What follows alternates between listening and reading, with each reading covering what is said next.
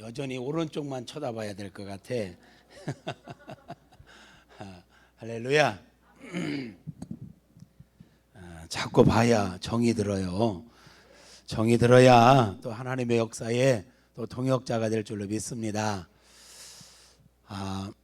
원래 지난주에 본문의 말씀을 다 나누고 오늘은 나의 왕은 누구신가 라는 제목으로 말씀을 나누려고 계획했었는데, 지난주에 하다 보니까 시간이 너무 짧아가지고 또 1시간 하면 딱 좋겠다고 해가지고 서론하다가 끝난 것 같아. 지난주엔.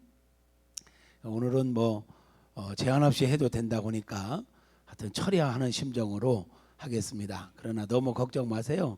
오늘 또 일찍 끝날 거니까. 그래야 또 불러주지. 할렐루야.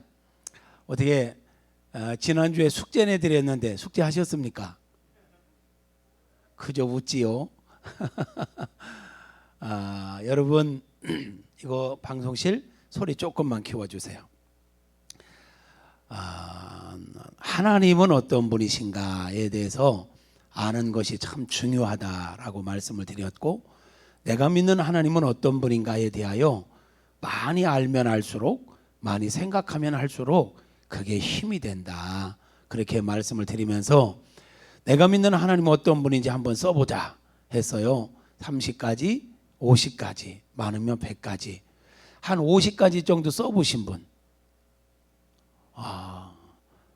그러면 30가지 써보신 분, 감사합니다. 우동생 같아요.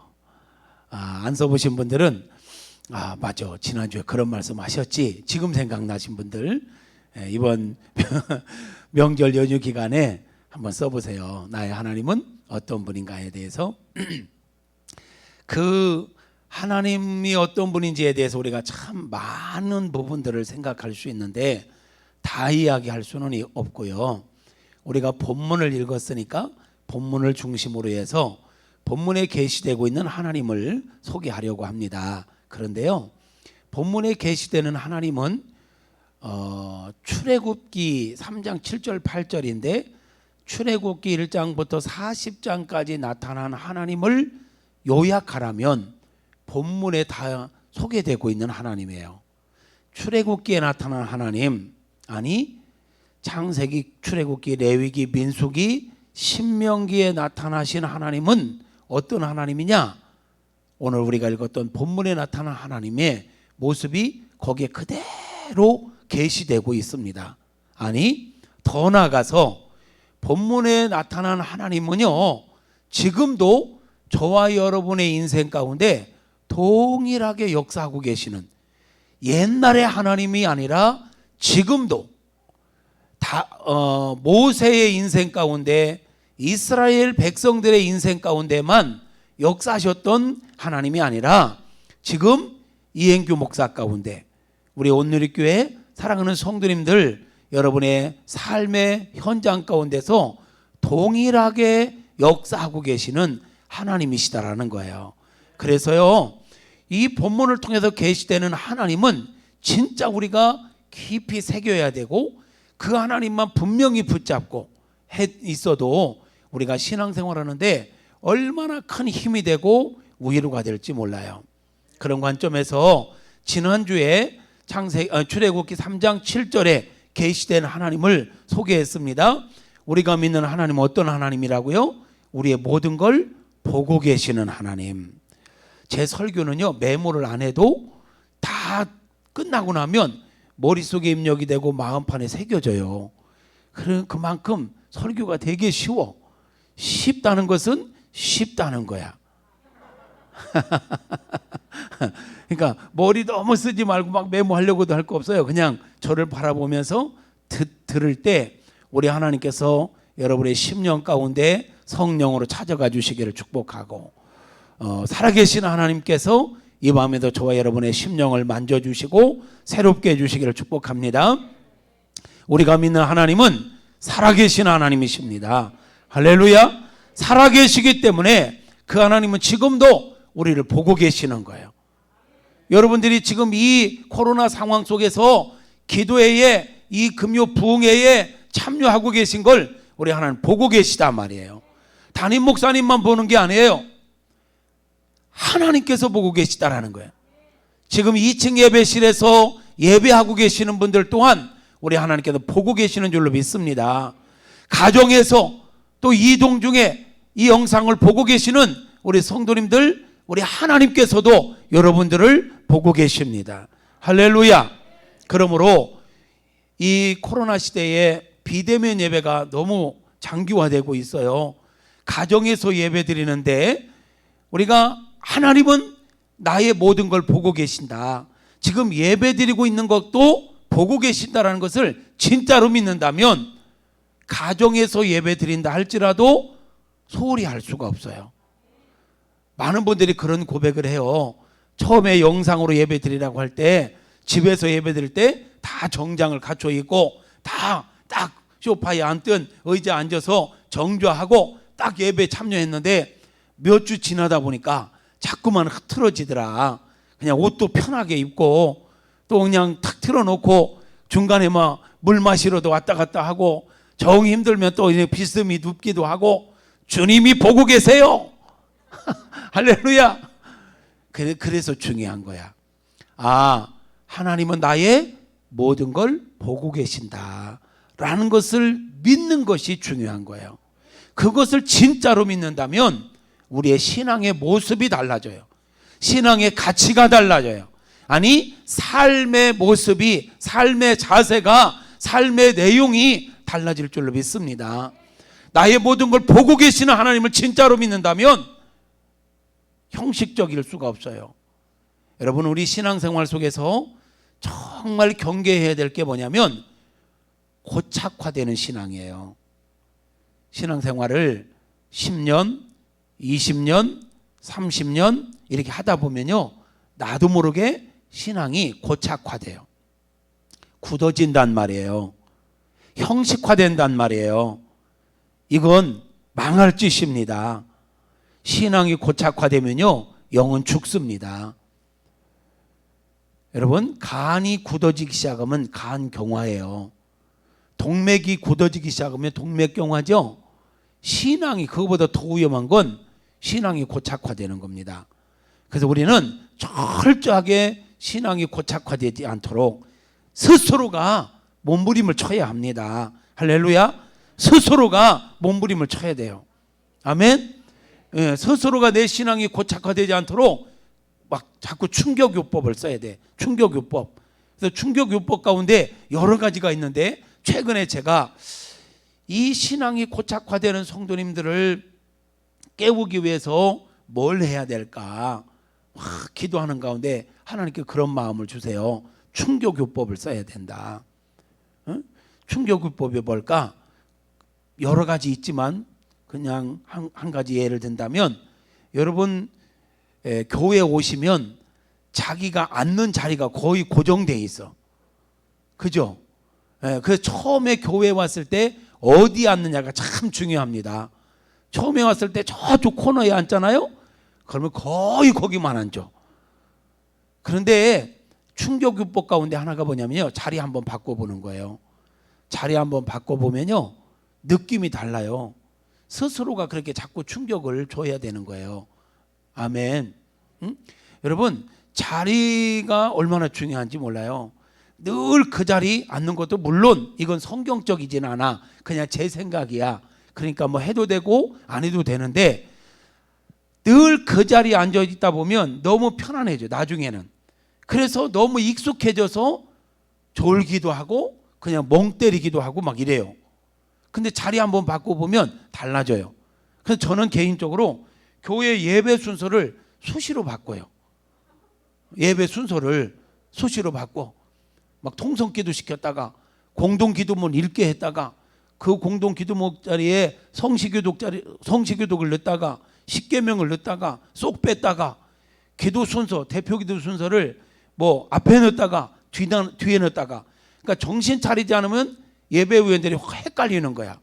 그러니까 늘 고착화되지 않게 하기 위한 하나의 방법이기도 해요. 또 하나, 성가대가 여기서 찬양하잖아요. 그쪽에서 듣는 찬양과 이쪽에서 듣는 찬양이 전혀 달라요. 이 성가대 찬양이요. 하여튼 이런 충격요법 써서라도 내가 신앙이 고착화되는 걸 좀 막으면 좋겠다. 또는요, 신앙이 고착화된 걸 막을 수 있는 방법 가운데 하나가 뭐냐? 작정하는 거예요. 내가 작정 기도회를 한다. 내가 40일 작정 새벽 기도회를 한다. 그러면 40일 동안 초긴장을 하고 작정하고 기도하다 보면 내 신앙이 다시 회복되어지는 거예요. 그런 거 없이 그냥 그저 그렇게 5년, 10년, 20년 가면요, 딱 병들기 쉽습니다. 또 그런 것 가운데 하나가 이런 부흥회를 하는 거예요. 우리 담임 목사님 설교를 탁월하게 하시지만 별미, 이 부흥회는 별미를 먹는 시간이잖아요. 이런 시간을 통해서 다시 한번 충격을 받기도 하는 거예요.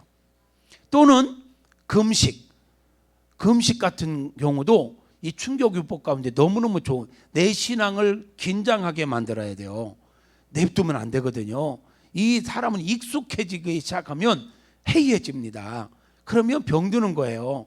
그래서 자꾸 스스로가 자기 영혼을요 고달프게 막 만들어야 되는 겁니다. 그래서 금식을 선언하고 한 달에 한 번이라도, 한 달에 하루 내지는 한 달에 3일 이런 금식을 선포하고라도 자기 영혼을 자꾸 깨우는 거야. 너 고착화되면 안 돼. 형식화되면 안 돼. 너의 모든 걸 하나님 보고 계시단 말이야. 이러면서 금식을 한다든지, 또는 하나님 앞에 이런 거 다 해봤는데 이게 한계가 있어요. 그러면요, 하나님 앞에 큰 헌금을 한번 하는 거야. 인상이 굳어지네. 여러분, 하나님 앞에 부담되는 헌금은 약간 부담될 정도로 해야 돼. 헌금을요 너무 부담 안 되게 하면요 형식적인 예물이 될 가능성이 많아요. 그 금액은 각 사람의 형편에 따라 틀려요. 근데 내가 한 5만 원 정도는 편안하게 할 수 있다. 큰 부담 없이 할 수 있다. 그러면 5만 원 정도 할 때는 마음이 별로 안 가요. 그냥 하는 거야. 앉는 것보다는 낫지. 그냥 하는 거야. 그런데 딱 마음이 확 갈 정도로 금액을 업시키는 거예요. 매주 그렇게 하기는 어려워도 한 번씩 그렇게 하는 거예요. 우리 9월 첫째 주에 우리 교회 창립기념주일이었는데, 우리 젊은 이제 40대 한 집사님이 교회 창립기념주일 감사예물을 1,200만 원을 해서, 여기는 안 놀래는 것이 여기는 훨씬 많이 하는구나.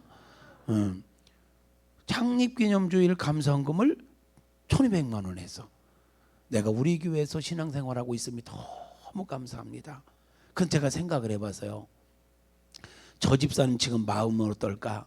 저 집사님 영적 상태는 지금 어떨까?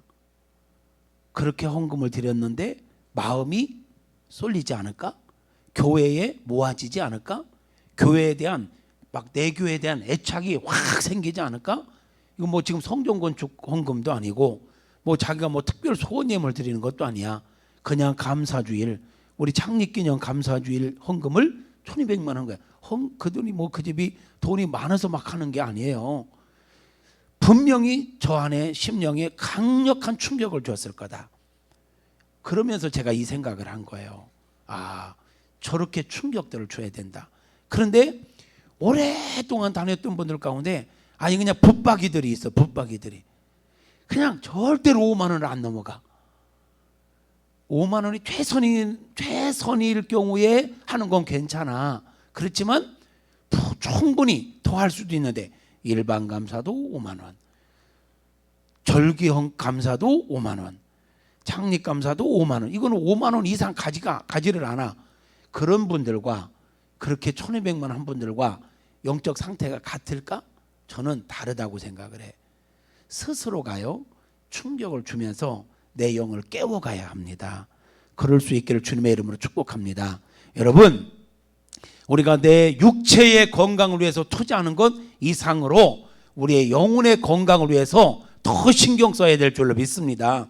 우리는 보이는 것을 보고 쫓아가는 것보다도 보이지 않는 영적 세계를 더 사모하고 영적 세계를 더 중요하게 여기는 존재들이지 않습니까? 그렇다면 내 영혼의 건강을 위하여 더 신경 써야 될 줄로 믿습니다. 때로는요 성경을 작정하는 거야. 내가 올해 성경 2독한다, 3독한다, 아멘 안 하면 계속 올라가, 5독한다, 막 이렇게 하면서 나를 긴장시키는 거예요. 그래서 내 영혼을 고착화되지 않도록, 내 신앙생활이 고착화되지 않도록. 자리에만 앉으면 눈이 감기고 졸리다? 그 다음 자리 반드시 바꿔야 돼. 자리 바꾸면 덜 졸려요. 그 자리가 너무 오랫동안 붙박이로 앉아 있어서 졸리는 거야. 어쨌든 왜 하나님께서 갑자기 지금 원고에도 없는 말씀을 하게 하시는지는 모르겠는데, 우리 온누리교회 사랑하는 성도 여러분, 절대로 영적인 생활 고착화시키지 않기를 축복합니다. 우리 하나님 보고 계세요. 여러분의 형식적인 신앙생활 하나님 기뻐하지 않으세요. 대인관계도 만남을 형식적으로 가지면 다 알잖아요. 여러분 누군가를 만났는데 상대가 내 앞에서 아주 형식적으로 나와서 앉아있다, 마지못해서 나와서 앉아있다, 대화하는데도 마지못해서 응하고 있다. 기분 나빠요? 나빠요? 나쁘지. 되게 나빠요? 되게 나빠요? 되게 나쁘지. 다음에는 그 사람 안 만나고 싶지. 하물며 같은 사람끼리도 그런데 우리가 하나님 앞에서 예배를 드리고 하나님 앞에서 어떤 신앙의 어떤 행위를 하는데 형식적으로 한다? 이거는요 사실은 불경한 거예요. 하나님 무시하는 거예요. 하나님께서 뭐라고 하십니까? 네가 나를 멸시했느냐? 나도 널 멸시하리라. 네가 나를 멸시했느냐? 나도 너를 멸시하리라. 우리가요 하나님을 믿는다 하는데 하나님을 너무 몰라. 그리고 하나님 대우를 안 해. 그런 경우가 너무 많아요. 기억합시다. 하나님 우리의 모든 걸 보고 계신다라는 거, 그리고 하나님 우리의 모든 소리를 듣고 계시다라는 거, 그거 진짜로 믿는다면 어떤 기도를 해야 될까요? 나의 모든 말을 듣고 계시는 하나님을 진짜로 믿는다면 내 언어 생활이 어떠해야 할까요? 우리 언어 생활 가운데요 불신앙적인 언어 생활이 너무 많습니다. 부정적인 언어 생활 참 많이 하는 편입니다. 우리나라가 한때 너무너무 어려운 시대를 거쳐와서 그랬는지 모르지만 우리 어르신들의 언어 속에 부정적인 언어가 너무 많습니다. 정말 많아요. 옛날에는 욕도 참 무지막지한 욕들을 많이 하셨잖아요. 우리 어르신들이 막 자녀들을 향해서 이빛 하면서 그런 욕도 많이 하고 부정적인 말, 또 뭔가를 먹어도 이렇게 누가 섬겨고 대접을 받고도 이거 오늘 잘 얻어먹었다. 거지야? 얻어먹게? 잘 얻어먹었다. 또 뭐 여성분들 이게 이제 명절 때 음식 한다고 주방에서 막 뭘 하고 식사 때가 되면 빨리 와서 같이 식사하자고 하면 아이고 이것저것 주워 먹었더니 배부르다고. 뭘 그렇게 주워 먹어서 강아지도 아닌데 얻어먹었다, 주워 먹었다, 이런 말 솔직히 참 많잖아요. 또 우리 언어가 죽는다는 말도 참 많아. 배고파? 웃겨? 슬퍼? 좋아? 아니 여기 충청도가 아닌데 좀 장단 좀 맞춰봐요. 웃겨도 죽겠다, 좋아 죽겠다, 슬퍼 죽겠다, 배불러 죽겠다, 배고파 죽겠다, 그러다가 죽어. 우리 언어가요 아이고 정신 없어서요. 정신 없으면 안 돼요 여러분. 정신 꼭 붙들고 살아야 돼. 이 정신 없으면 마귀에게 속아요. 정신 꼭 붙들어 놓고 사시기를 축복합니다. 그러니까 우리가 신앙생활 하면서도 부정적인 언어들이 참 많고요. 이게 좀 걸러야 될, 바꿔야 될 언어들이 참 많습니다. 여러분 기억하세요. 하나님 우리의 언어를 들으세요. 우리의 말을 들으신다고요. 민수기 14장 28절 네 말이 내 귀에 들린 대로 행하리라. 내 말대로 될지어다, 내 믿음대로 될지어다. 말은 그 사람이 갖고 있는 믿음을 나타내는 것이기도 하거든요. 그러므로 우리가 정말 나의 모든 걸 듣고 계시는 하나님을 진짜로 믿는다면 언어 생활이 바뀌어야 된다. 기도 생활이 바뀌어야 된다. 할렐루야. 그러므로 지난주에도 말씀드렸지만 현실을 말하지 말고 믿음을 말하라. 12명의 정탐꾼이 가나안 땅을 정탐하고 와서 10명이 현실을 얘기했어요. 그 땅에 가보니까 비옥하더라. 그 땅에 가보니까 막 포도송이가 이만하더라. 그 땅에 가보니까 안악자손들이 있는데 거인족들이 있더라. 그 땅에 가보니까 철병거로 무장했더라. 현실이야. 틀린 말이 아니에요. 그런데 그것만 본 거야. 뭐 어떤 걸 기준으로?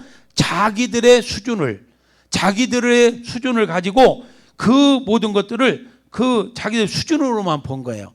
그러니까 거기는 너무 커 보이고, 상대적으로 그게 커 보이면 상대적으로 나는 초라해 보이게 돼 있어요. 그러니까 거기는 너무 크고 나는 메뚜기 같더이다. 우리는 메뚜기 같다. 그 메뚜기 같다는 거야. 그런데 똑같은 걸 보았지만 여호수아와 갈렙은 어때요? 똑같은 걸 봤지만 맞다. 그런 거 맞다. 그러나 하나님의 시각으로. 하나님을 알잖아.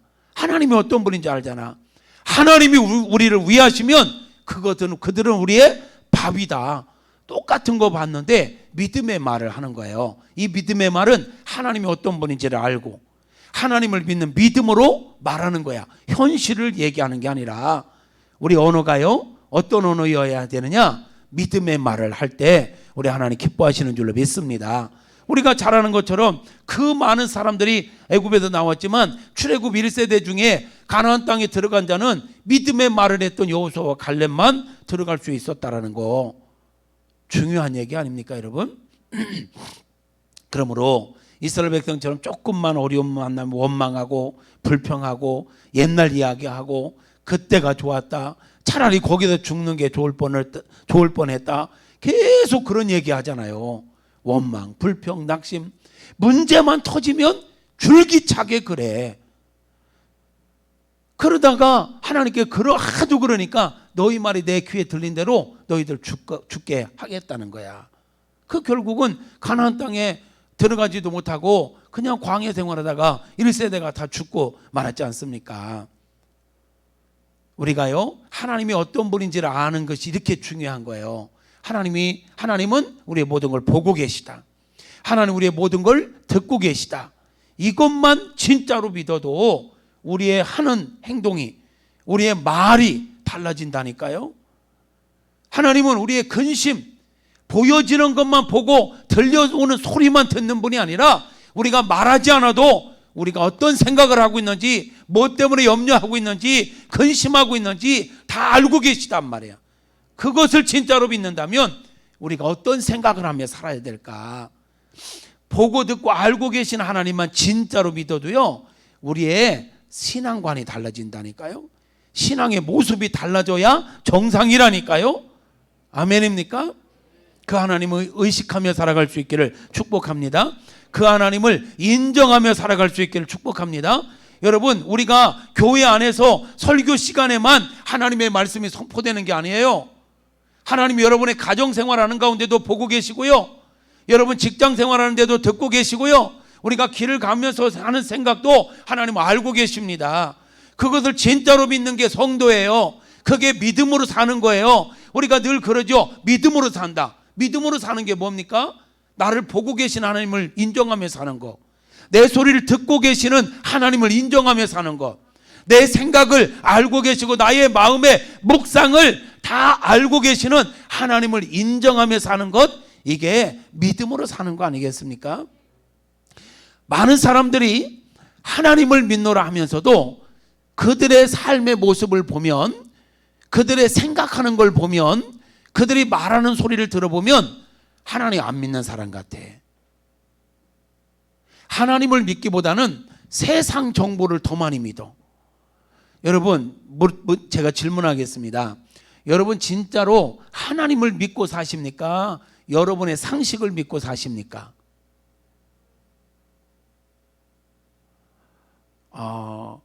반반인데요? 이렇게 대답하고 싶죠. 어떤 때는 하나님을 믿는 것 같은데 어떤 때는 내 상식을 믿어.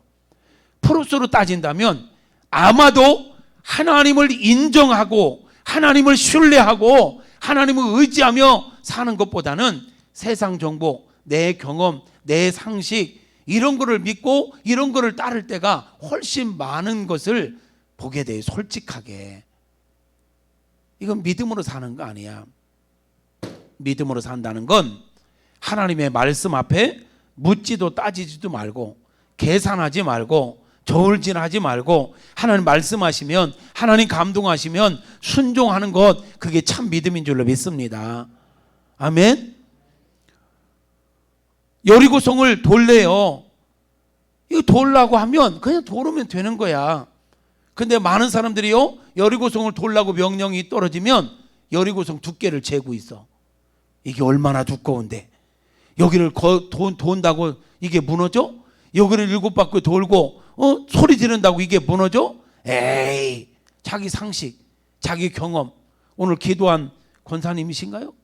네, 우리 권사님 기도하셨지만 우리의 모든 상식, 나의 모든 것, 나의 경험, 모든 걸 다 내려놓고 말씀 앞에 복종하는 그런 기도를 우리 권사님 하셨죠? 아주 중요한 기도죠.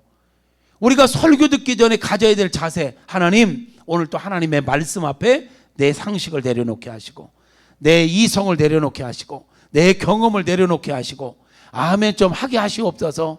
아멘 하시옵소서. 이거 내려놓고 말씀 앞에 복종하는 거, 이게 믿음으로 반응하는 거예요. 아멘입니까? 여러분, 제발 설교를 지식으로 듣고 아는 걸로 끝나려고 하지 마시고 말씀을 살아낼 수 있기를 축복합니다. 따라서 합시다. 말씀을 살아내자. 옆에 사람 얼굴 쳐다보면서 말씀을 살아냅시다. 다시 한번 말씀을 살아냅시다. 네, 여러분 기도할 때마다 말씀을 살아냅시다. 이런 하나님, 내 기도가 기도로 끝나지 않고 삶으로 이어지게 하옵소서. 기도가 삶이 되게 하여 주옵소서. 찬양이 찬양으로 끝나지 않고 찬양이 삶이 되게 하여 주옵소서. 삶이 찬양이 되게 하시고 삶이 예배가 되게 하여 주시옵소서. 살아있는 신앙생활, 그런 신앙생활 해야죠. 오늘날 우리 조국교회 많은 목회자들과 성도님들이요, 너무 고착화된, 형식화된, 타성에 젖은 그냥 종교인으로 교회 왔다 갔다 하는 것으로 족한 성도들이 너무 많아요.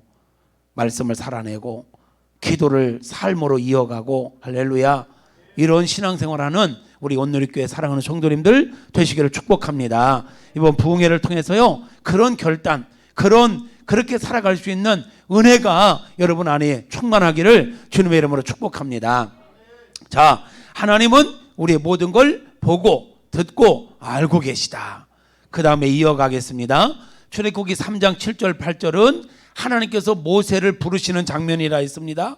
모세를 부르시면서 하나님께서 친히 자기 자신을 모세에게 계시하고 있는, 모세야, 나는 말이야 애굽에서 고통받고 있는 내 백성은 다 보고 있었어. 나는 말이야 그들이 그 고통으로 인하여 내게 부르짖어 기도하고 있는 소리를 내가 다 듣고 있었어. 모세야, 나는 말이야 내 백성들이 이런 문제 앞에서 어찌할 바 몰라 근심하고 있는 것을 내가 다 알고 있어서, 그래서 말인데 모세야, 이제 내가 내 백성들에게 내려가려고 해. 이렇게 소개하세요. 하나님은 어떤 분이냐? 내려오시는 하나님. 따라서 합시다. 내려오시는 하나님. 크게, 내려오시는 하나님. 하나님은 어떤 분이냐? 내려오시는 분이다. 상상하면서 들으세요. 아, 하나님께서는 나의 모든 삶의 환경들을 보고 듣고 아는 걸로 끝나지 않고 이제 나의 모든 걸 보고 듣고 알고 계신 하나님께서 나를 도와주시려고, 나에게 은혜 주시려고 뭐 하신다고요? 내려오신다. 이스라엘 백성들이 애굽에서 고통받고 있는 것을 보고 그걸로 인하여 기도하고 있는 소리를 듣고 그들의 그 근심을 아시는 하나님께서 이제 어떤 계획을 갖고 계시느냐? 내가 내 백성들에게 내려가겠다는 거야. 내려가겠다는 거야. 내려가겠다는 거야. 내려가겠다는 거야. 방송실 여기 내 조금 이 정도 움직여도 되죠? 예. 내려가겠다는 거야. 내려와야잖아. 내가 지금 내려와야지. 우리 하나님은 어떤 하나님이냐? 내려오시는 하나님. 조금 더 졸면 제가 거기까지 갑니다. 내려오시는 하나님. 내려오시는 하나님을 또 다른 표현으로 한다면 찾아오시는 하나님. 아멘이십니까? 하나님은 어떤 분이냐? 우리를 찾아오시는 하나님. 하나님께 우리에게 찾아오시는 방법이 있어요. 때로는 직접 또 찾아오세요. 천사들을 통해서도 찾아오세요. 영으로 하나님의 사자를 통해서 찾아오기도 하셨어요. 구약시대는 그죠?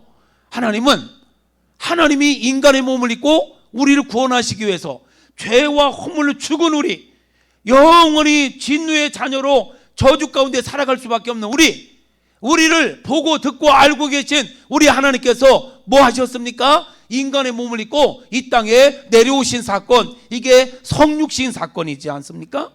하나님은요, 출애굽 이스라엘 백성들에게만 내려가신 게 아니에요. 바로 저와 여러분을 구원하시기 위하여 하나님께 하늘 보좌를 버리고 낮고 천한 이 땅에 인간의 몸을 입고 이 땅에 내려오셨단 말이에요. 우리에게 찾아와 주셨단 말이에요.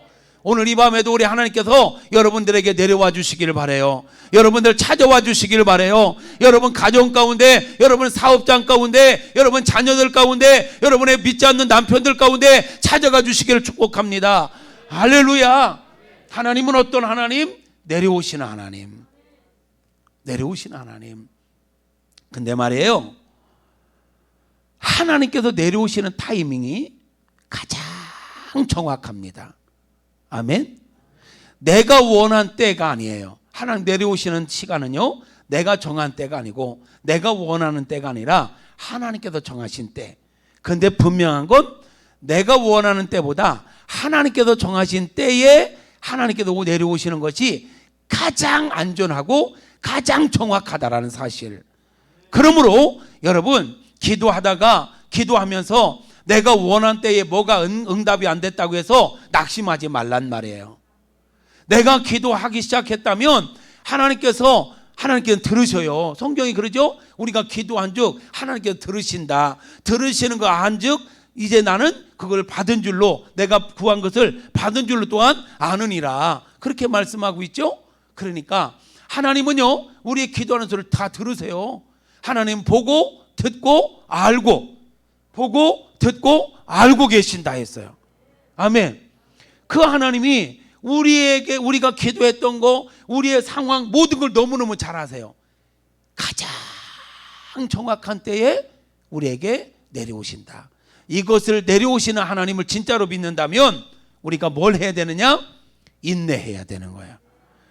내가 원하는 때에 내가 원하는 대로 안 된다고 해서 실망하거나 낙심하지 말고 분명히 하나님 내려오신다는 걸 진짜 믿으시고 내려오실 때까지 기다리는 거야.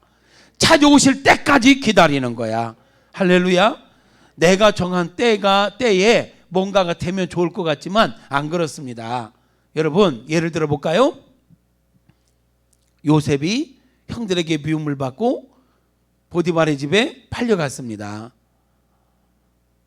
17살에 그가 중간에 돌아오고 싶은 생각이 얼마나 많았겠습니까? 그러다가 보디발의 아내의 유혹을 거절했다는 이유로 모함을 받아 감옥에 갇혔죠. 술 맡은 관원장, 떡 맡은 관원장, 그들 꿈도 해몽해 줬죠. 그리고 한 명은 그 해몽대로 죽고 한 명은 나갈 때 뭐라고 합니까? 나가서 제발 나 좀 기억해 달라. 응? 나는 무고한 죄인이다. 난 죄가 없다. 억울함을 풀어달라. 그랬는데 이 관원장이 나가가지고 바로 요셉의 억울함을 풀어주었습니까? 까맣게 잊어버리고 있었어요. 그런데 생각을 해봐요. 만약에 이 관원장이 나가서 바로 요셉을 꺼내줬더라면 어떤 일이 벌어졌을까요? 꺼내줬더라면 자유인이 됐겠죠. 또는 고국으로 돌아갈 수도 있겠죠. 또는 보디발의 집으로 다시 종으로 복귀할 수도 있었겠지요. 근데 그게 다예요. 근데 그때 요셉이 그렇게 원했던 그때 그가 나온 게 아니라 하나님이 정하신 때, 그가 30이 되던 해 바로가 꿈을 꾸게 되고 그 꿈을 해몽하는 일로 인하여 어떻게 돼요?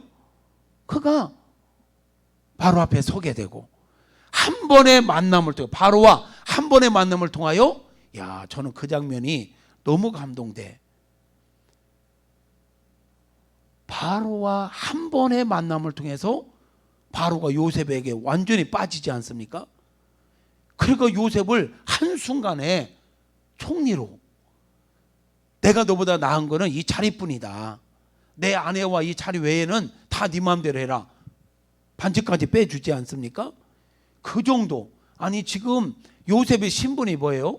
외국인이야, 타국인이잖아요. 그리고 지금 노예야. 그리고 그는 죄수야. 어쨌든 죄수야. 그러면 그런 신분의 사람을 한 방에, 물론 그때 정치적인 상황상 뭐 그럴 수도 있었다고 하지만 이게 쉬운 일은 아니지 않습니까? 하나님의 타이밍은 바로 이런 것입니다. 아멘입니까? 하나님은 어떤 분? 내려오신 하나님. 근데 내려오시되 하나님의 때에 내려오신다라는 거, 그것을 진짜로 믿는다면 우리는 기도하다가 신앙생활하다가 좀 힘들고 어렵다고 해서 내가 정한 때에 내가 원하는 것이 이루어지지 않는다고 해서 실망하거나 낙심하지 말자라는 거예요. 왜요? 내려오시는 하나님을 분명히 믿기 때문에. 또 하나, 내려오시는 하나님을 우리가 진짜로 믿는다면 우리가 기억해야 될 게 있어요. 하나님께서는 자신이 직접도 내려오실 수 있어요. 영으로 내려오실 수도 있어요. 그런데 하나님께서 일하시는 원칙 가운데 하나가 뭐냐면 사람을 통해서 일하신다라는 거예요. 아멘입니까? 하나님은요, 사람을 통해서 하나님의 역사를 이루어가게 하십니다. 그게 때로는 더디더라도, 오래 걸리더라도.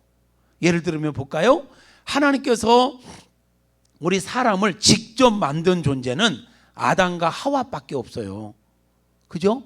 아담과 하와 제외하고는요, 하나님께서 직접 만들지는 않았어요. 물론 생명체는 주셨죠.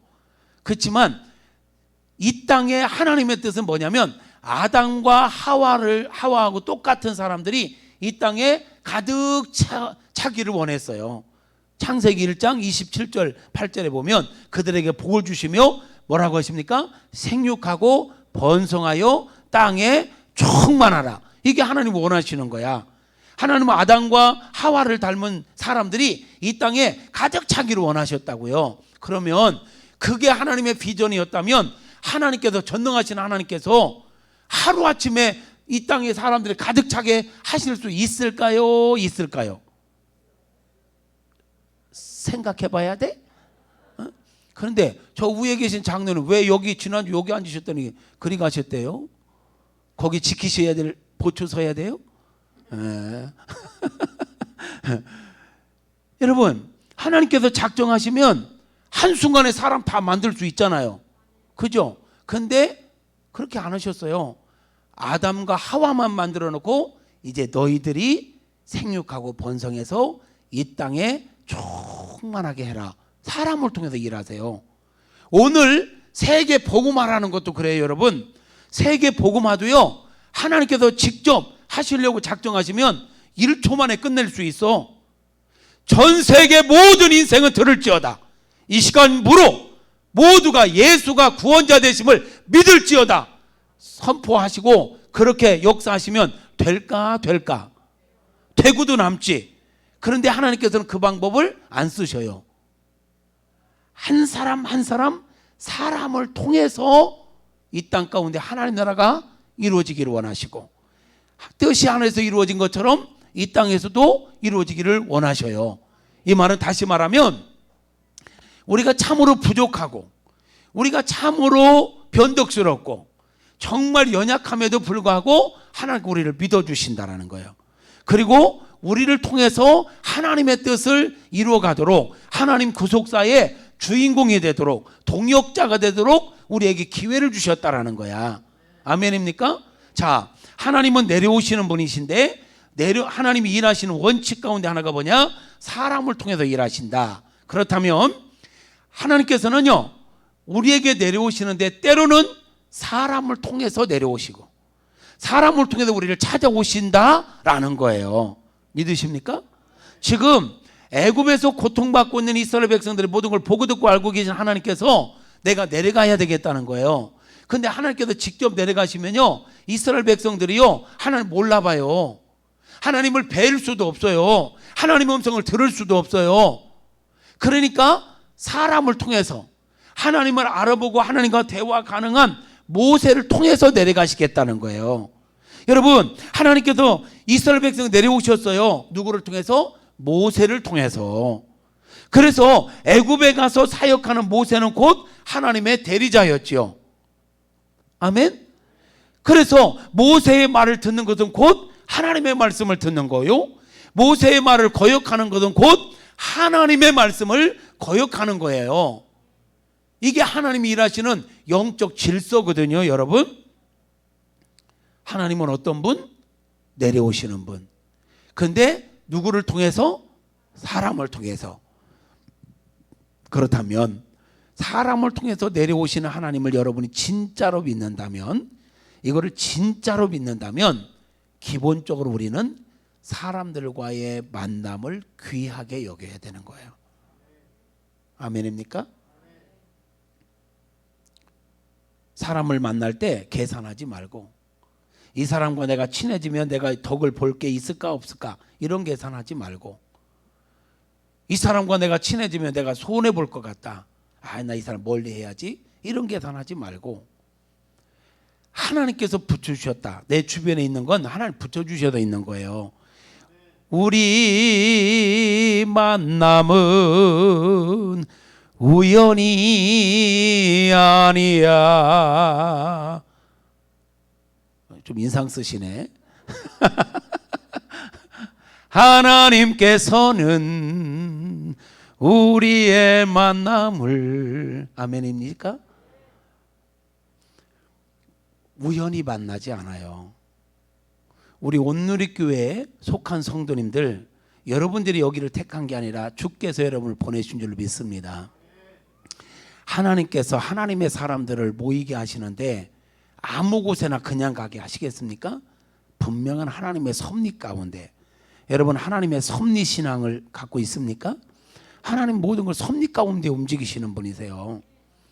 온누리교회에 만난 여러분, 서로가 서로를 귀하게 여기시기를 바라요. 새신자들이 오면 귀하게 여기시기를 바라요. 새신자가 왔는데 나하고는 스타일이 전혀 다를 수 있어.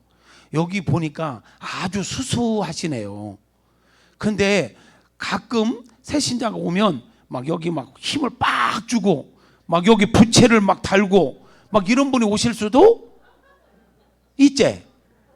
막 그런 분이 오면 막 적응이 안 될 수도 있어. 와, 우리 온누리교회는 다 순수하고 막 이런데 어찌 막 부채가 막 날 발락거리냐, 막 이게 힘이 막 너무 막 확 들어갔다, 막 이거 카라를 막 딱 세우고 막 이런 거 쫙 이러고 오면, 이런 선입견 갖지 말고, 여러분, 여러분의 교회가 부흥되기를 원하십니까? 아멘 소리가 좀 컸으면 좋겠네. 여러분, 교회가 부흥되기를 원하십니까? 많은 교회 성도님들이 요즘 우리 교회 부흥 안 됐으면 좋겠대. 왜냐? 귀찮대. 알아가는 게 귀찮대. 그냥 이미 적응된 사람끼리 그냥 오붓하게 지냈으면 좋겠는데 뭐 그렇게 자꾸 전도하자고, 하라고 하느냐고, 이런 분들도 있대. 그건 하나님의 마음을 몰라서 그런 거야. 하나님의 피 맺힌 소원은 모든 사람이 진리를 알고 모든 사람이 구원에 이르기를 원하시는 거야. 그 일을 위하여 독생자 예수께서 오신 거예요. 할렐루야. 교회는 무조건 부흥해야 돼. 아멘입니까? 요즘 부흥 안 된다고 누가 그래? 그런 소리 하지도 말어. 요즘도 부흥은 돼요. 생명체가, 생명, 하나님의 생명, 완벽한 교회의 생명이 있는 공동체는 성장해야 정상이야. 할렐루야. 여러분, 여러분의 교회가 정말 성장해가, 그러면 또 어떤 분들은 우리는요 양적 성장보다 내적 성장, 질적 성장을 원한다. 알아. 그런데 양적 성장 그냥 되는 줄 알아? 내적 성장이 돼야 양적 성장도 되는 거지. 할렐루야. 그러면 여러분의 교회가 성장하려면 여러분의 마인드가 바뀌어야 돼. 아멘입니까? 저는 우리 온누리교회가 이름처럼 온 누리를 품을 수 있는 교회가 되기를 바라요. 교회가 정말 큰 교회가 되기를 바랍니다. 교회 큰 교회가 된다는 건요, 건물이 큰 교회가 아니에요. 이 교회의 목사님의 사이즈가 큰 교회가 큰 교회야. 목사님의 사이즈, 이 사이즈 말고, 베들레헴 사이즈 말고 목사님의 사람 품는 사이즈. 두 번째, 리더들, 우리 장로님들, 우리 권사님들, 여러분들이 사람을 얼마나 품느냐. 내가 품는 사람, 나는 다 품을 수 있다. 어떤 사람을 품어야 되느냐? 나와 다른 사람을 품을 수 있어야 돼. 나와 전혀 다른 사람, 스타일이 다른 사람, 이런 사람을 품을 수 있는 사람이 그만큼 큰 사람이에요. 여러분, 동네 의원과 서울대학 병원과 차이점이 있다면, 혹시 여기 동네 의원 원장님 계세요? 양해 부탁합니다. 동네 의원과 서울대 종합병원과 차이점이 뭐냐면요, 동네 의원에 가면 간단한 것만 봐. 감기, 배탈 뭐 이런 거. 조금만 복잡하잖아, 보내. 우리 감당 안 돼요. 큰 데 가봐요. 큰 데 가봐. 다 보내. 그래서 동네 병원이야. 종합병원은 다 오라. 희귀병 더 와라. 연구 대상이다. 그리고 무조건 오라는 거야. 심지어는 우리가 지금 연구 중에 있는 치료제가 있는데 그거를 한번 사용해보자. 우리가 다 대줄게 하면서 자기 돈을 투자하면서라도 희한한 병을 가진 사람도 오라는 거야. 이게 종합병원이야. 우리 온누리교회가 안성의 외곽에 산기슭에 자리 잡고 있지만 그릇은 커야 돼. 아멘. 어떤 그릇이 커야 되느냐? 다양한 사람, 우리와 다른 사람, 스타일이 다른 사람도 품을 수 있는 그런 교회. 얼마나 나와 다른 사람을 품을 수 있는 준비가 되어 있느냐, 이게 이 교회의 사이즈인 거예요. 그 사이즈만큼 부응합니다, 교회는. 그러므로 목사님을 비롯해서 장로님, 권사님, 안수집사님들, 여러분들은 다른 성도들 받아도 한 발 앞서서 끊임없이 자기 개발을 해야 되는 거예요. 자기 개발을 하지 않고 멈췄다 그러면 여러분으로 인하여 여러분의 교회는 더 이상 성장하지 않아요. 장로님들의 수준만큼, 권사님들의 수준만큼 그 교회는 커갑니다. 성장을 멈추면 안 돼요. 끊임없이 자기 개발하세요. 아멘. 끊임없이 앞장서서 자기 개발하고 자기 사이즈를 늘려야 돼요. 사람 품는 사이즈를.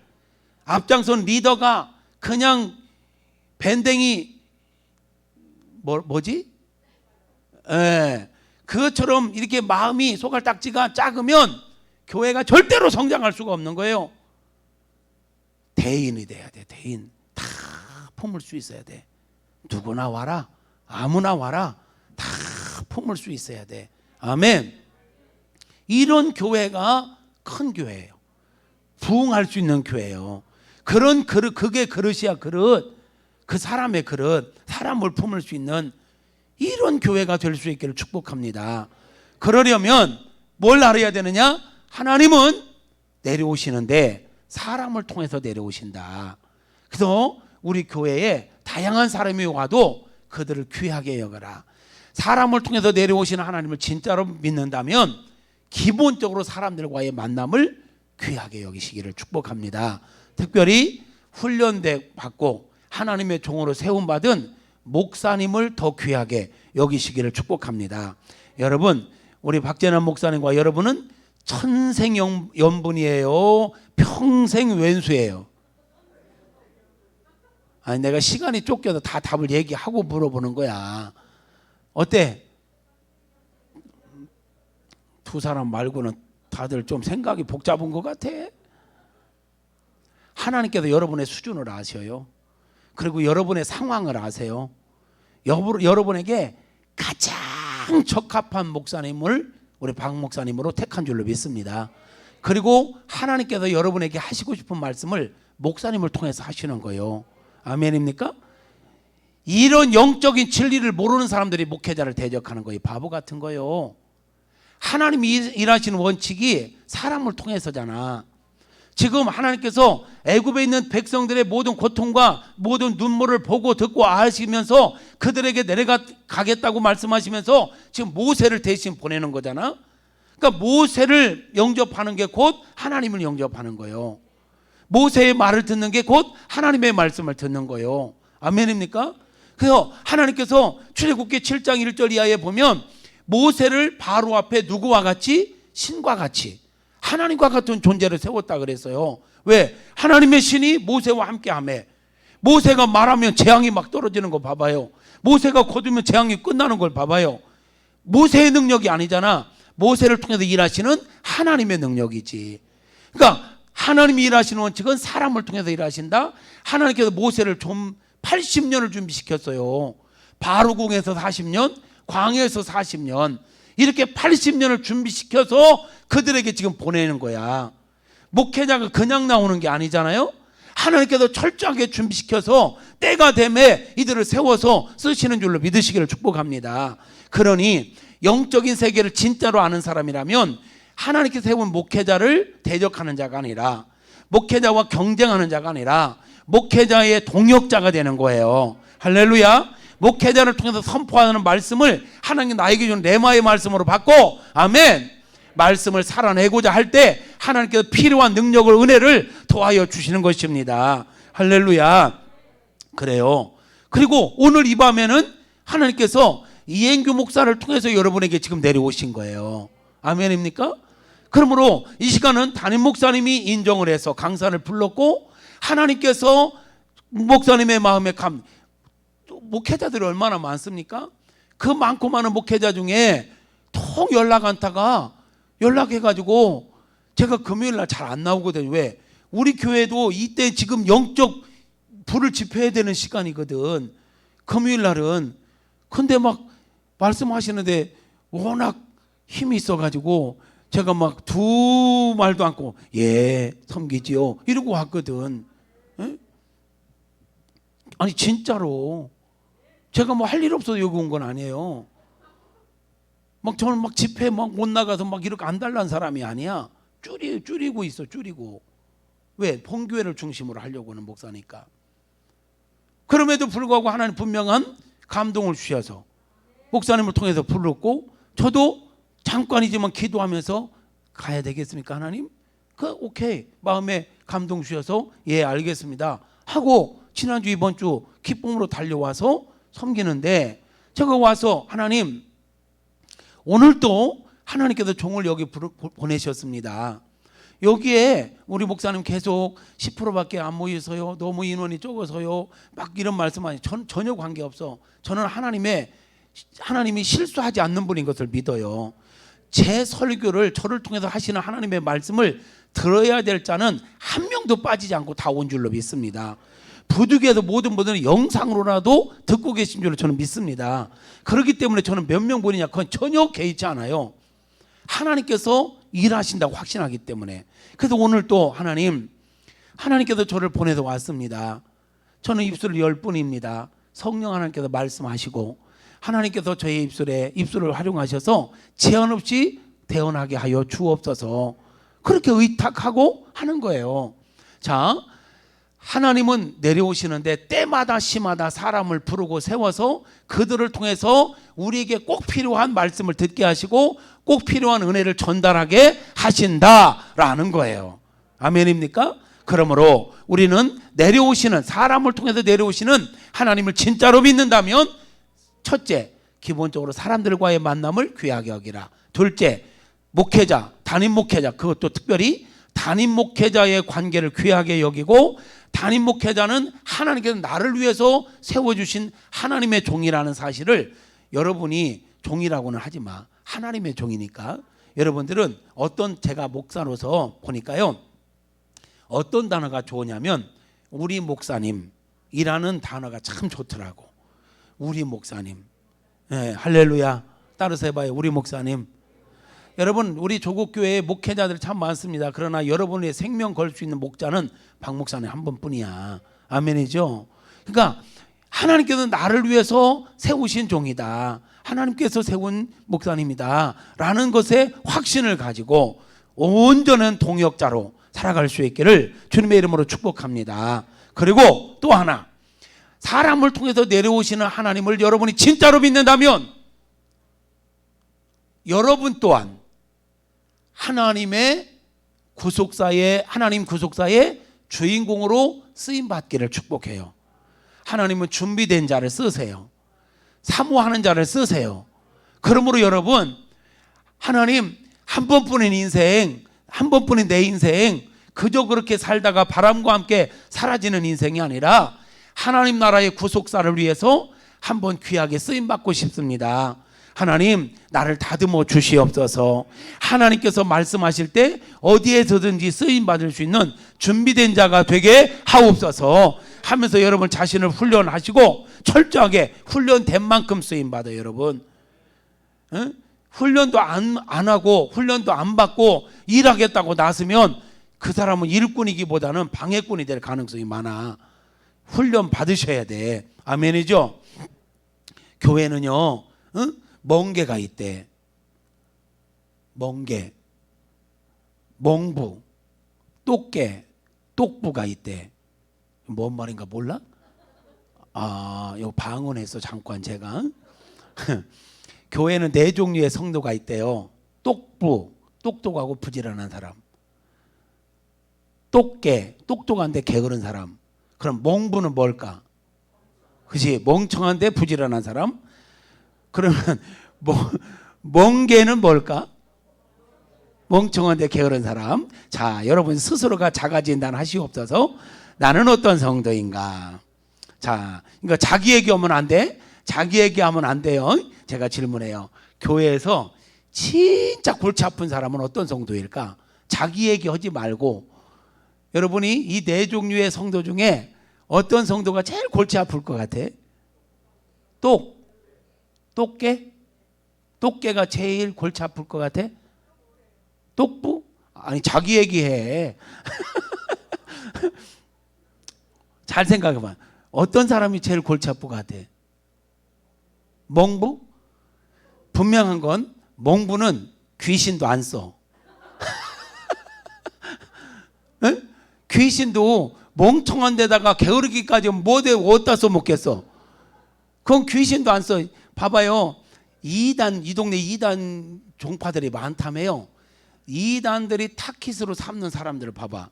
멍청하고 게으른 사람은 절대로 타깃 안 담어.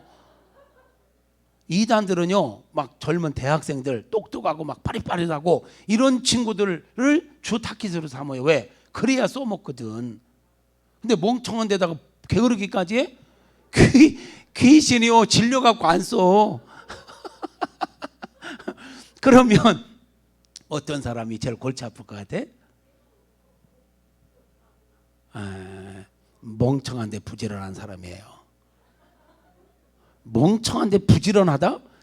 이건 돌아다니는 만큼 일 저지르고 다니는 사람이요. 그러면 여기서 똑똑하다, 멍청하다의 기준은 뭘까? 세상 공부를 많이 했느냐 안 했느냐 이게 아니야.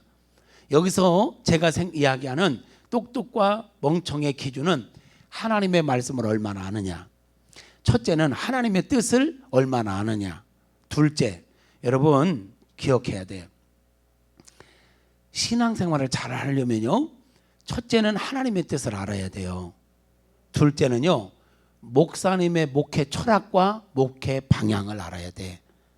그래야 온누리교회에서 충성된 일꾼이 될 수가 있는 거예요. 아멘입니까?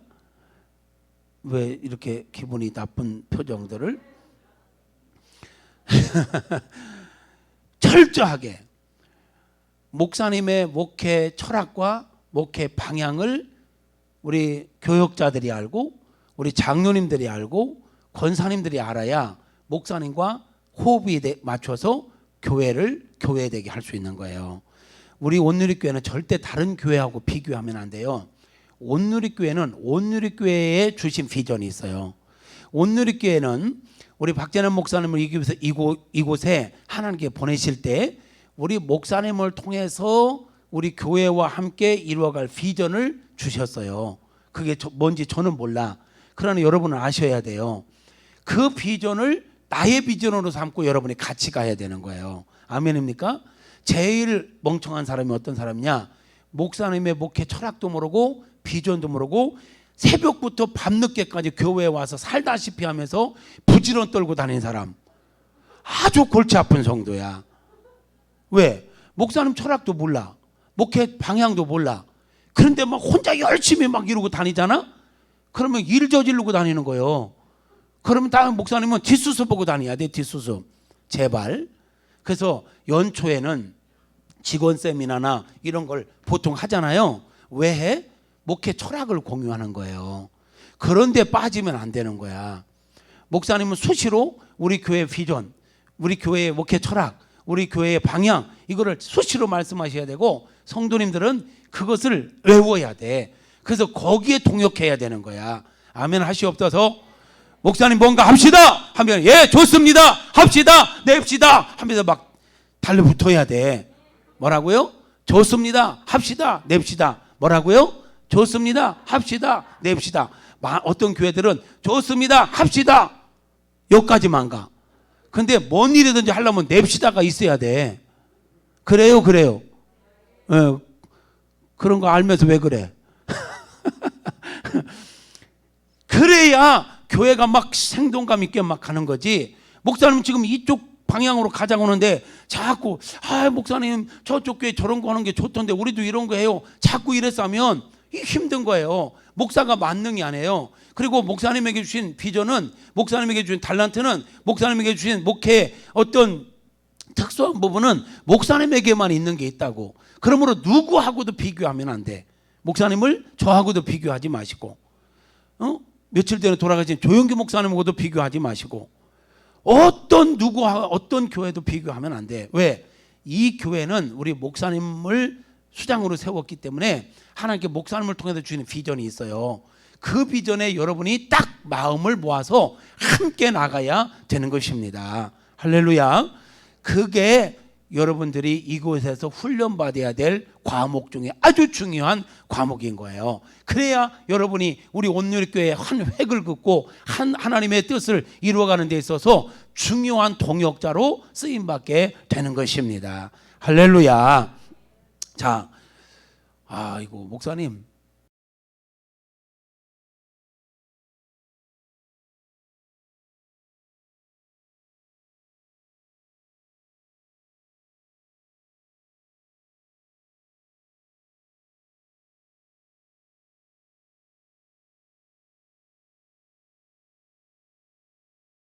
하나님은 어떤 하나님? 내려오시는 하나님. 거기까지만 하겠습니다. 그러면 내려오시는 하나님은 그러면 내려오셔서 뭐 할까요? 건져주시는 하나님. 하나님께서 이렇게 말씀하세요. 모세야, 내가 내 백성들의 모든 고통을 보고 듣고 알고 있어. 그래서 이제 내가 내려가야 되겠어. 내가 내려가서 그들을 그 애굽인의 그 고통 가운데 건져내고, 이렇게 말씀해요.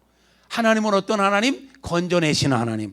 건져낸다는 말은 또 다른 표현으로 말하면 구원자 하나님. 할렐루야. 우리가 믿는 하나님은 구원자십니다.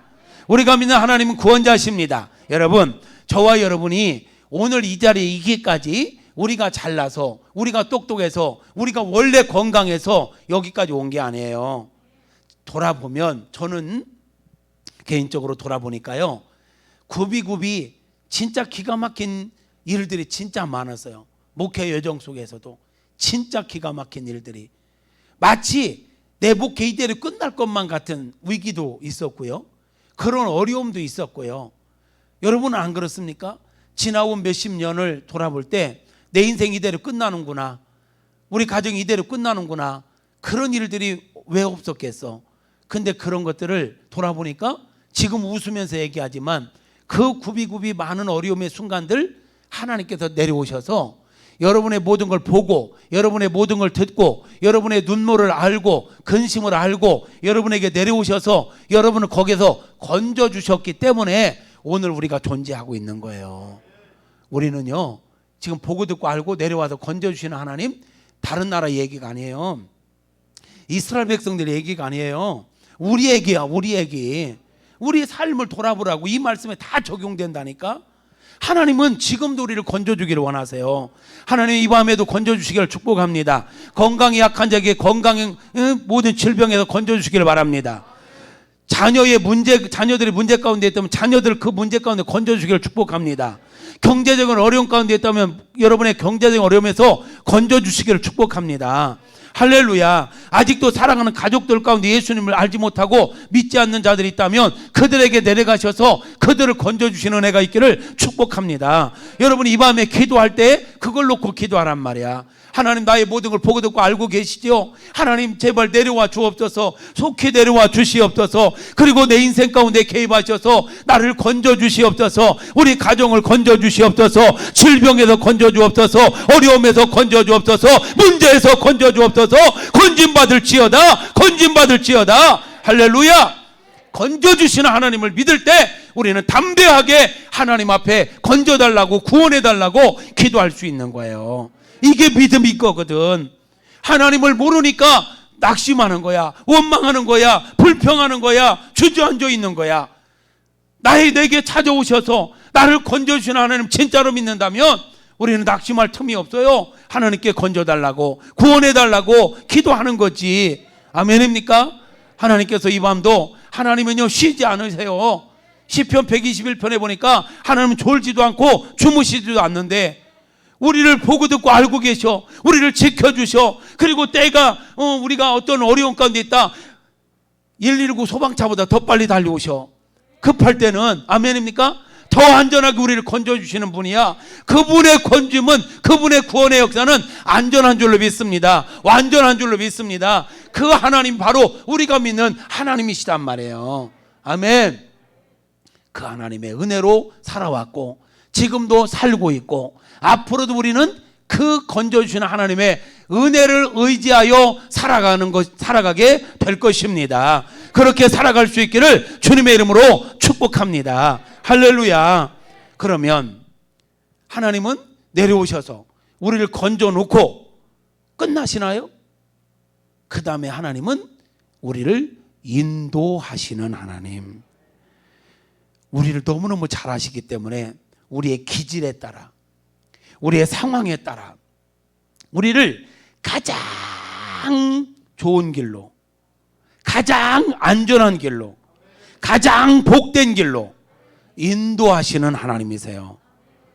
여러분, 기도를 바꾸셔야 돼. 하나님, 나를 인도해 주세요. 그러면 하나님께 이렇게 말씀하실 거야. 나는 너를 인도하고 있다. 근데 제발 네가 내게 좀 귀를 기울이고 내가 인도하는 대로 네가 좀 순종했으면 좋겠다. 이렇게 말씀하실 것 같아. 하나님은 한 번도 우리를 떠난 적이 없어요. 우리에게 계속 말씀하고 계시고 우리의 갈 길을 지시하고 계시고 우리를 인도하고 계신 거 믿으면 아멘. 그러기에 하나님, 나를 인도하시는 하나님 앞에 순종하게 하옵소서. 믿음으로 반응하게 하옵소서. 이게 이 밤에 우리의 기도 제목일 수 있기를 축복합니다. 여러분, 하나님은 우리를 인도하시는 분, 하나님이 인도하시는 그 길이 가장 안전한 길, 가장 복된 길. 아멘입니까? 그런데 오해하지 마세요. 하나님이 인도하시는 길이 가장 안전하고 가장 복되고 가장 행복한 길이라고 해서 가장 편한 길은 아닐 수 있어요. 이해되시죠? 무슨 말인가? 편한 길은 아닐 수 있어요. 또 편한 길일 수도 있어. 아예 아닌 거는 아니야. 그러나 다 편한 것만은 아니야. 다 빠른 것만은 아니야. 편하고 빠른 거, 그게 다 좋은 것만은 아니거든요. 예를 들면 하나님께 이스라엘 백성들을 애굽에서 데리고 나오셨어요. 애굽에서 출애굽 시켜가지고 가나안 땅으로 가는 길이요, 성경을 보면 블레셋 족속들이 살고 있는 지중해 해안길이 있어. 그 길이 있어요. 그런데 하나님께서는 그 길이 빠르다는 것을 알고 있으심에도 불구하고 그들을 돌이켜 홍해 광야길로 인도하셨어요. 이스라엘 애굽에 여기 있었다면 가나안은 여기예요. 여기서 가장 빠른 길은 이 길이에요. 해안도로로 갈 수 있어요. 빠른 길. 근데 하나님께서는 이들을 이쪽 길로 인도하시지 않고 홍해를 건너 저 신광야 쪽을 돌려가지고 광야에서 여기서 이렇게 들어가게 하셨거든요. 여러분, 여러분에게 어떤 뭔가를 선택해야 되는데 이렇게 가는 길이 있고 이렇게 홍해 광야길로 가는 길이 있어. 여러분 보고 1번, 2번 선택하라면 몇 번 선택하시겠습니까? 그죠? 저도 1번 선택할 것 같아. 그런데 하나님은 성경에 분명히 말씀하세요. 이 해안길, 블레셋 족속의 해안길이 빠르다는 걸 알고 있음에도 불구하고 그들을 돌이켜 홍해 광야길로 인도하셨다. 그러면 우리는 여기서 이제 문제를 만나는 거예요. 아니, 왜 이 좋은 길 놔두고 빠른 길 놔두고 왜 우리를 홍해 광야길로 인도하십니까? 이렇게 원망하고 낙심하고 불평할 수가 있다는 거죠. 그런데 하나님께서 이스라엘 백성들을 골탕 먹이려고 이렇게 인도하신 게 아니에요. 그거를 지금 이 밤에 다 찾기에는 시간적으로 너무 쫓기네요. 이유가 분명히 있었다라는 거 궁금하시죠? 그 이유가 뭔지 안 궁금해? 궁금해요? 출애굽기를 꼭 읽어보시기 바랍니다. 이게 진짜 중요한 몇 가지가 있어요. 아니 설명을 다 해놔서 출애굽기를 읽어보면, 근데 그것 하면 진짜 오늘 내가 철야해야 될 것 같아가지고, 그래서 그냥 그 자세한 건 여러분들이 직접 읽어보기를 권하고, 분명한 게 있어요. 빠르고 쉬운 길이 아니라 진짜 제일 먼저 홍해바다 앞에 딱 가로막혔잖아요. 홍해바다 앞에 딱 막혔어. 뒤에는 애국 군대가 쫓아와. 여기서 이스라엘 백성들이 절망을 하죠. 애굽에 매장지가 없어 우리를 여기로 데리거나 여기 매장하려고 하느냐 하면서 원망 불평하고 막 난리법석이 났습니다. 그런데 하나님께서 이 코너로 이들을 왜 몰았냔 말이에요. 이들을 위한 것이었습니다. 지난주에 제가 그런 말씀을 드렸어요. 인생은 짧게 보면 이해 안 되는 게 너무 많다. 근데 길게 보면 이해 안 되는 게 하나도 없다.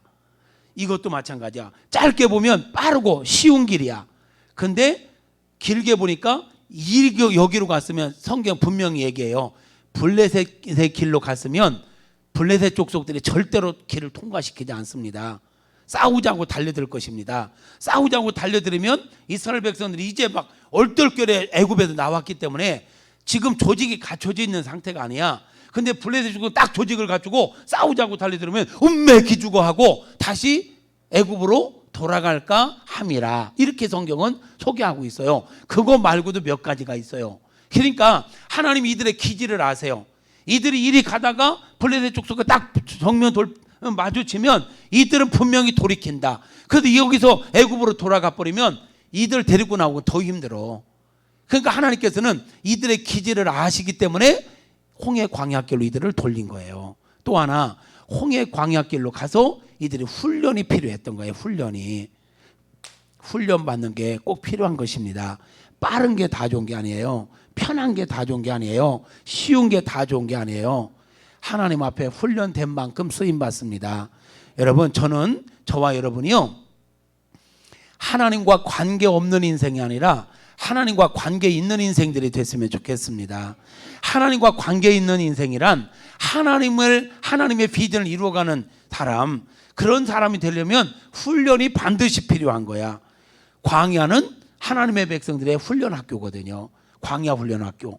광야 훈련 학교를 통과하지 않고는 하나님의 사람이 될 수가 없어요. 요셉이 17살에 광야 훈련 학교에 입학해서 13년 훈련을 받고 30대에 애굽의 총리가 되니까 요셉이 요셉 될 수 있었던 거예요. 아세요? 사울은요, 기름 부음을 받고 바로 왕이 됐어요. 근데 2년 만에 하나님께 버림을 받아요. 왕 노릇은 40년 했는데요, 훈련 없이 왕이 바로 됐어. 처음에는 성령 충만했죠. 그런데 훈련이 없었어요. 2년 만에 하나님께 버림받아요. 그럼 38년 동안 왕으로 있었지만 비참하게 기름 부으심도 없고 어떤 역사도 없고 비참한 왕으로 38년. 자리는 지켰지만 능력은 없고, 자리만 지켰지만 아무런 영향력도 없는. 여러분, 이게 문제라. 그런데 다윗은 어릴 때 기름 부음을 받았죠. 그런데 10수년 동안 엄청난 고난, 광야 훈련 학교에 들어가서 사울을 피해서 도망자로서 다니고 별의별 짓들을 다 하잖아요. 막 미친 척 하면서까지. 근데 그러면 하나님께서 다윗을 버렸는가? 하나님께서 다윗을 인도하시지 않기 때문에 다윗이 고통을 받았는가? 아니요. 그 고난의 현장이 있었지만 하나님은 다윗과 늘 함께 하셨어요. 할렐루야. 다윗이 다윗 될 수 있었던 건요, 그 고난의 시간들이 있었기 때문에 다윗이 다윗 될 수 있었고, 그러기에 최고의 성군이 될 수 있었던 것입니다. 제가 말씀드리는 건 하나님은 저와 여러분을 인도하시되 쉽고 빠르고 편한 길, 이게 아니라 하나님의 사람으로서 마땅히 갖춰야 될 것을 갖출 수 있는 자로, 그런 훈련의 자리로 인도하신다는 거예요. 자, 하나님께서 이스라엘 백성을 출애굽시켰어. 그들의 목적지가 어디지요? 가나안 땅이죠. 근데 하나님께서 그들을 바로 가나안 땅으로 인도하셨나요? 아닙니다. 광야 훈련 학교로. 광야는 하나님의 말씀이 있는 곳, 아멘이죠. 하나님 말씀이 있는 광야 훈련 학교로 인도하셨어요. 하나님께 저와 여러분을 구원하셨네요. 저와 여러분을 구원해 주셨죠. 여러분 예수님 믿으시면 아멘. 눈 뜨고 아멘. 할렐루야. 예수님 믿습니까? 예수님 지금 어디 계세요? 여기 어디? 예수님 어디 계셔요? 아유, 하늘나라 계시죠. 하늘 우편에. 그런가요? 아니라고 하면 안 돼. 거기도 계시고, 지금 여기도 계시고, 내 마음에도 계시고. 할렐루야. 그래요. 우리를 하나님의 사람으로 택하셨는데요, 우리가 정말 쉽고 빠른 그 길로만 가려고 하면 안 된다고. 하나님께서는 우리를 구원하신 목적이 어디를 데리고 가려고? 천국. 그러면 예수 믿자마자 천국으로 뿅 하고 데리고 가야 되는데 아직도 살려놓으셨어. 넌센스 퀴즈. 천국 가려면 어떻게 해야 될까요? 천국 가려면? 아이고, 이게 우리나라 교육의 폐해야. 우리나라는 교육을 어려서부터 뭘 대답을 못하게 해서, 뭘 대답하잖아? 틀리면 모르면 가만히 나지. 가만히 있으면 중간에 나가지. 뭐 아는 채 잘난 채는 아주 꼴값을 떨어요. 하도 일어나가지고 뭘 물어보면 알면서도 내가 안 쳐다보면 대답해. 근데 쳐다보면 아이고 주여, 이 교육 이게 바뀌어야 돼. 틀려도 괜찮아. 천국 가려면 어떻게 해? 그렇지? 아, 센스가 있네. 어떤 분들은 아주 당당하게 예수 믿어야 돼. 그건 나도 알아. 근데 천국 가려면 죽어야 돼. 그제? 근데 그건 그냥 한 얘기고, 여러분 하나님께 우리를 최종 목적지는 천국이에요. 근데 우리를 천국으로 인도한 게 아니야. 광야 훈련 학교로 인도하셨어. 그럼 지금 광야 훈련 학교는 어디일까? 교회예요. 교회는 천국이 아니에요. 착각하지 마세요. 교회 와서 안식하려고 하지 마세요. 교회 천국 아닙니다. 교회는요, 훈련받는 곳이에요. 아멘. 이게 이 개념 정리, 교회론에서 교회는 천국이 아니다. 안식하는 곳이 아니다. 교회는 광야 훈련 학교다. 교회는 훈련받는 곳이다. 이게 분명해져야 교회 생활을 잘하는 거야. 근데 많은 사람들이 교회는 천국인 줄 알아. 교회는 천사들만 있는 줄 알아. 그래서 교회 왔다가 목사님한테, 장로님한테, 권사님한테 뭔가 좀 상처를 받고 자기와 틀린 것 때문에 아이고 교회가 이럴 줄을 몰랐다고 이러면서 상처를 받아. 그걸 교회가 뭔지를 몰라서 그런 거야. 교회는 훈련받는 곳이에요. 아멘입니까? 어떤 교회가 좋은 교회냐? 훈련을 빡세게 시키는 교회가 좋은 교회야. 아멘. 교회에 아무 일 않고 성도들 그냥 내버려 두면 안 돼. 그냥 달달달달달 볶아야 돼.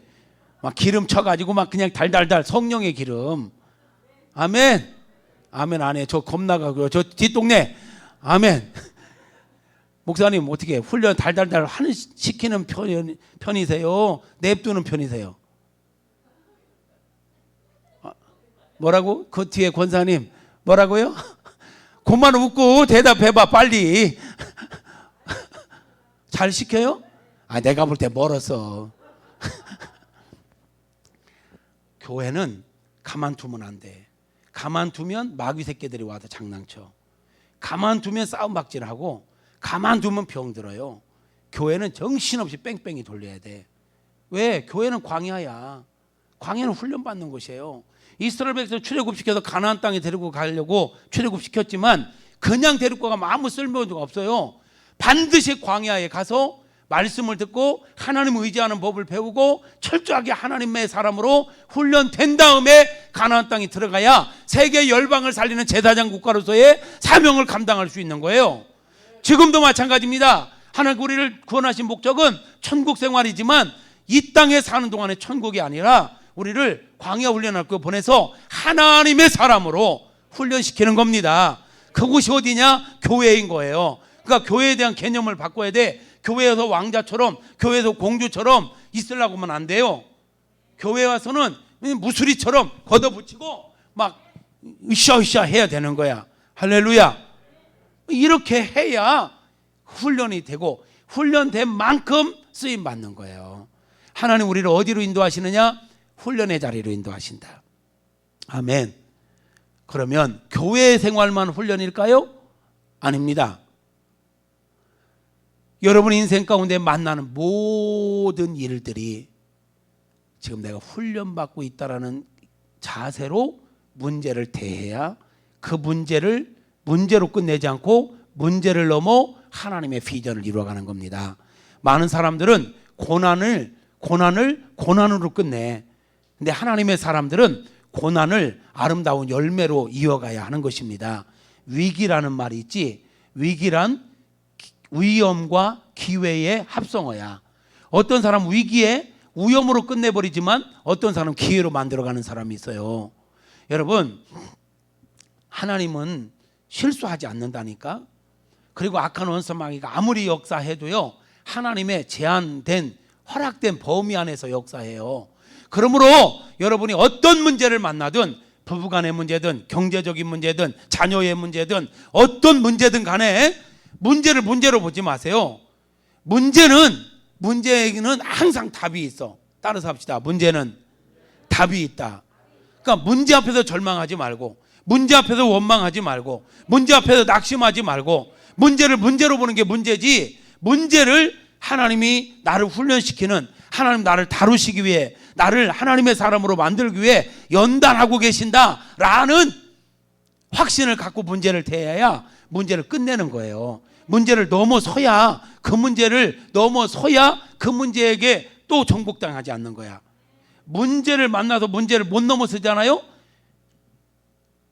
쭉 미끄러져. 그럼 거기 가면 그 문제 또 만나. 이걸 반드시 돌파해야 되는 거예요. 아멘입니까? 홍해바다를 넘어서야지 그 문제 앞에. 여러분 나름대로 다 아킬레스건이 있어. 여러분 물질에 연약한 사람 늘 물질 때문에 시험 들어. 인간관계 때문에 시험 드는 사람이 있어. 말 때문에 시험 드는 사람, 꼭 그것 때문에 시험 들어. 그런 문제가 왔을 때 여러분 단순히 사람을 붙잡고 싸우려고 하면 안 돼. 분인 나가 막 화나게 할 때 머리끄댕이 붙잡고 이년아, 이 나쁜 년아, 네가 늦게 들어온 주제에 막 이러고 싸우지 않았잖아. 진짜 나 급해, 빨리빨리 해야 돼. 그러지? 그 문제를 사람 붙잡고 싸운 게 아니야. 하나님 앞에 와서 토로한 거야. 이러면서 문제를 극복한 거야. 그럴 때 사무엘과 같은 인물이 그 집안에서 나오는 거야. 그런데 제가 안타까운 건 목회하면서 보니까 우리 성도님들이 여러분 이 설교, 이 부흥회 이거는 공부하는 거예요. 예습하는 거예요. 시험 공부하는 거야. 이제 여러분 삶 속에서 진짜 어떤 문제가 만나잖아. 그게 진짜 시험이야. 그거를 배운 대로 적용해서 정답을 써야 되는데 여기서는 제가 질문하면 다 100점이요. 다 맞춰. 근데 문제를 직접 만났을 때는 다 오답 찍어. 에? 뻔히 배워놨는데 그건 그거고 이건 이거야. 에? 성경이고 뭐고 좀 심하면 성경이고 나발이고 하나님이고 나발이고 일단 나 열받아. 나발리지 마. 뒤집어 놓고 또 회개해. 진짜 평범할 때 이렇게 말씀 듣는 건 훈련받는 공부하는 거잖아. 삶 속에서 문제를 만났을 때 그동안 내가 뭘 배웠지? 이런 문제를 만났을 때 어떻게 하라고 배웠지? 이걸 생각해서 정답을 찍어야 돌파하는 거예요. 아멘입니까? 아멘. 여기서 막 은혜 받고 집에 가서 당장 오늘 저녁에도 그런 일이 있을지 몰라. 막 그러면 막 여기서 주여 해놓고 막 집에 가서 죽여 하고 막 거기서 그렇게 반응하면 안 된다고. 아멘. 그러니까 여러분, 지금 하나님께서 우리를 인도하시되 우리를 연단하고 계시다, 훈련하고 계시다, 훈련의 장소로 인도하고 계시다. 이것을 알고 훈련을 잘 통과할 수 있기를 주님의 이름으로 축복합니다. 마지막으로 하나님은 우리의 목적지가 분명해요. 하나님 어떤 분? 데려가시는 하나님. 목적지가 있으니까 데려가시는 거 아니겠어요? 가나안 땅으로 데려가시잖아요. 하나님 분명한, 저와 여러분을 막 훈련시킨다고 끝도 없이 훈련만 시키는 게 아니에요. 목적지가 있어, 끝이 있어. 시작이 있으면 끝이 있다고. 아멘입니까? 그러니까 저는 저와 여러분이 하나님께서 목적하신 그 자리까지 꼭 갈 수 있기를 축복합니다.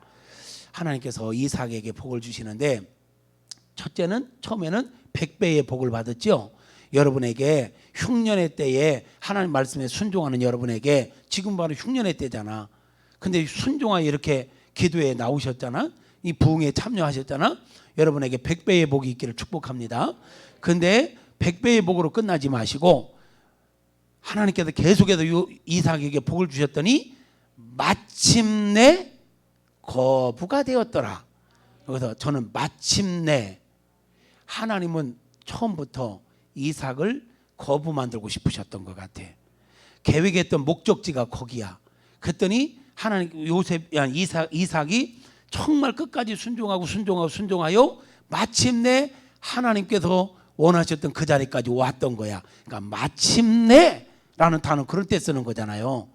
하나님께서 여러분을 통해서 이루고자 하는 비전이 있어요. 그 마침내까지, 그 비전을 다 이루어가는 저와 여러분 모두가 되어지기를 주님의 이름으로 축복합니다. 말씀을 정리해 볼까요? 하나님, 어떤 하나님? 보고 듣고 알고 내려와서 건져내고 인도하여 데려가시는 하나님. 그러니까 이걸 머리로 외우려고 하지 말고 상상을 해보라고. 나의 모든 걸 보고 듣고 알고 계신 하나님은 내게 찾아오시는구나, 찾아와서 건져주시는구나. 내 수준에 맞게 한 걸음 한 걸음 이런 일도 만나고 저런 일도 만나면서 나를 성숙하게 만들어 가시는구나, 인도하시는 하나님. 그래서 분명한 목적지, 하나님의 목적지로 나를 데려가시는구나, 그런 하나님이십니다. 그러니 이 하나님은 지금도 저와 여러분 인생 가운데 여전히 역사하고 계신 하나님. 그 하나님을 믿으시면 아멘. 그 하나님을 여러분 깊이 묵상해 보세요. 그리고 지금까지도 그 하나님의 은혜로 왔고 앞으로도 우리는 그 하나님의 인도하심 가운데 가게 될 것입니다. 여기에 대한 정말 깊은 이야기들을 다 못했지만 성령 하나님께서 여러분의 출애굽기를 읽으시는 가운데 이 말씀의 의미를 더 깊이 깨닫도록 은혜 베풀어 주시고, 그래서 여러분이 정말 하나님이 어떤 분인지를 분명히 알되, 특별히 이 출애굽기 3장 7절 8절에 계시되는 7가지의 하나님의 모습을 묵상하면서 때마다 시마다 하나님을 만나시고 하나님의 은혜를 더 깊이 경험하는 여러분 모두가 되어지시기를 주님의 이름으로 축복합니다. 할렐루야, 할렐루야. 우리 찬양 한 곡 하고 기도하겠습니다.